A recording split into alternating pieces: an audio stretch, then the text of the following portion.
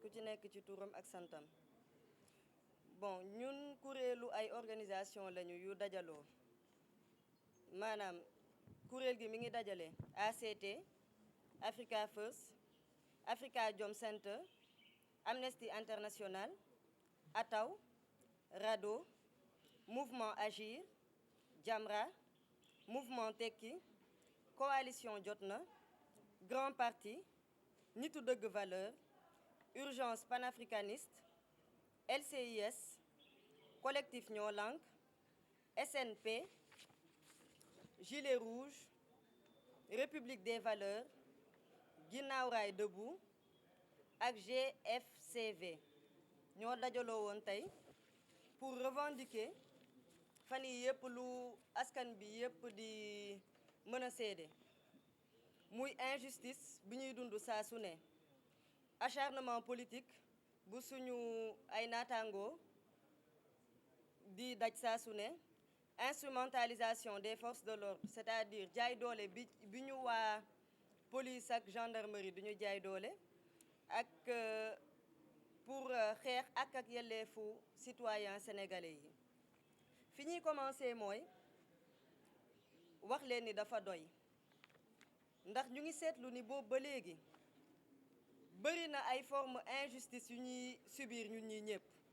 ndax gis nañ ni am na ñoo xam ne saa su nekk di luubal alalu askan bi moo leen tax a jug te ñu ngi nii ci mbedd bi en liberté kenn jàppu leen kenn téyewu leen te seeni procès mujjul fenn ña nga xam ne trafic de passeport jàppee nañ leen ci ñu bokk ci état bi bokk ci APR te mujjul fenn itam wax ji sax nag dañ koy mujj di ndëppal saa su ne ngir mën a jàll ci leneen seetlu nañ fi tamit ña nga xam ne jàppee woon nañ leen faux billet jàpp gi dañ koy dégg rek ndax bañ leen jàppee ba noppi ku ci nekk dafa delluwaat ci ay yitteem ña nga xam ne itam jàppee nañ leen ngir drogue ñu seetlu ni ñu ngi dund la nga xam ne mooy kumba am ndey ak kumba amul ndey mooy su dee da ngaa bokk ci ñoom nguur gi mën ngaa def lu la neex te dara du la ci fekk waaye su dee kat da nga bokk ci partie civile bi ci société civile bi as tuut lu ndaw soo ko defee ñu toppee la ko te du mujj fenn ñun en tant que citoyen yu mel noonu suñu bëggee taxaw ne dañ koy xeex pour loolu mën a arrêter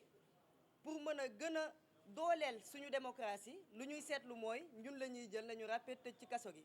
c'est le cas de Guy Marius Sagna loolu lañ ko tëjee ndax seetlu nañ ni guykat boobu ba léegi pour nekkiinu citoyens yi gën a taw féexe maanaam loolu moo ko taxoon a jug injustice mosu koo seetaan lu métti askan bi métti na ko amaana sax moom li muy xeex moom ci jëm boppam amaana mënoon na koo matale ndax tey jii combat yi ci mujj mën nañ cee lim maanaam lutte contre la vie chère mooy ni dund bi méttee su dee moom ak moom dong la amaana mën naa faire face à loolu ndax yàlla suturaal na ko ba am na lu muy jëndee maanaam denrée de première nécessité yi comme nuñ koy tuddee mais teewut gis ni kat population bi sonn nañu gis ni kat noot nañ leen moo waral mu jug génn ci mbedd bi xeexi waaye loolu kat arrangé wul état bi moo waraloon mu jàpp ko acte d'intimidation yi tamit seetlu nañ ko ci ñun ñii ñëpp saa yu ñu yëkkatee suñu kàddu ne kat dañ leen di xeexal li ñuy njëkk def mooy fexe ñoo fexeel loolu yëpp dañoo bëgg wax ni dafa doy te tamit besoin de manifestation mooy yoon may nañu pour ñun ñii di citoyen saa yi ñu gisee la nga xam ne neexuñu ci doxaliinu réew mi doxaliinu maanaam ñi ñuy diriger am nañu droit wu génn manifester xamal leen ni kat lii doxalin gii ñun gënaluñu te neexuñu suñu droit la le plus absolu waaye nag dañ koy teg ci yoon ci naka mooy yëgal préfet bi ni war nañoo marche yëgal lañ ci am mais pas tàggu moom itam mënul lu dul mobiliser force de l'ordre ne leen kat encadrer leen ñii ci seen marche ñii ci seen manifestation waaye dañoo seetlu ni dafa dem ba am pouvoir boo xam ne yoon sax mayu ko mooy lan interdire marche moment bi muy interdire marche pour la nga xam ne mooy ay raison par exemple de Covid ñoom waa état bi ñu ngi ci seeni politique ñu ngi meeting te kenn terewu leen ko te su fekkoon dañ koo def teg ko ci yoon sax mu tane mais nu leen neex lañ koy defee donc loolu di justice si kumba am ndey ak kumba amul ndey ñun loolu la ñuy dénoncer pour wax leen ni carrément dafa doy ça suffit boobu ba léegi ñu ngi dund lu ni mel saa yu ñu bëggee génn manifester ñu aaye ñu ko te suñuy naataangoo saa su nekk ñu jàpp tëj leen ci kaso gi te ñooñu yor ay njaboot ñooñu nekkal fi askan bi loolu yépp a tax ñu ne tey nañu daje pour def déclaration boo xam ne dañ leen di xamal ni vendredi bii di ñëw le 15 dañuy am benn marche bu ñuy amal départ bi place de l'Obélisque arrivée bi RTS di ci woo képp kuy population parce que lii xeexu ñëpp la xeexu ñëpp la di profiter waale de l'occasion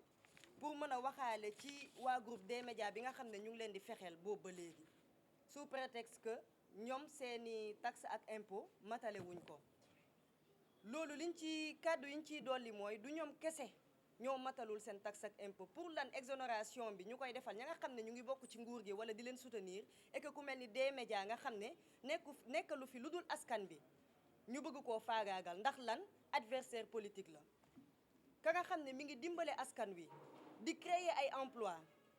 tandis que ñoom loolu ñoom la waroon sax amaana mais ñoom ñu ngi doon lijjante leneen mooy di favoriser ña nga xam ne bitim réew la ñu nekk au profit au détriment de ñi nga xam ne Sénégal la ñu nekk ñu war a jàppale ñi fi nekk seen doomi réew defuñu ko ba keneen di leen ko defal mais utuñu beneen moyen bu dul jéem leen a faagaagal loolu ñu ngi koy naqarlu bu baax a baax bëri na ay points yoo xam ne abordé nañ ko te ñu war koo marche ci vendredi bi moo tax ñu ngi invité la société civile képp ka nga xam ne yaa ngi toog sa kër jàppal ni combat bi sa combat la parce que tey suñuy combattre lutte contre la vie chère yow yaa tax tey jii nii ñuy combat képp ka nga xam ne citoyen nga te jàpp nañu nit ci naka sudul noonu alors que am na ña nga xam ne def nañu la nga xam ne moo gën a pire téeméeri junni yoon te jàpp ñu leen jàppal ni combat bi sa combat la donc ñu ngi ciy woo képp kuy sénégalais képp kuy africain pour ñu soutenir ñu ci combat boobu di leen jox daje rek vendredi bi incha allah à 15h à la place de l'Obélisque ñu marche jëmalee ko RTS di ci invité képp koo xam ne ci société civile bi nga bokk ñu ngi leen di jaajëfal bu baax.